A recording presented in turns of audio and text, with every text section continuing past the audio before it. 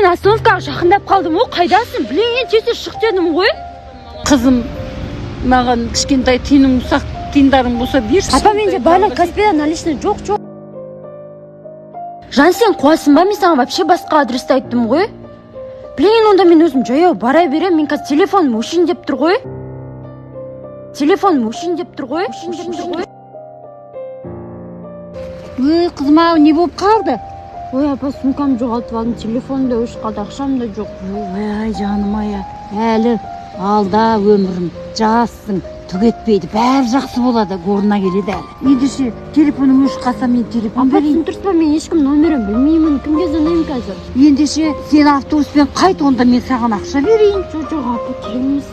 Біреуге жақсылық жаса, қызым, мен сізге бір ақыл айтайын. 10 теңге болса, қалтаңдан 5 теңге болса да біреуге берсең, алдынан ешесі болады.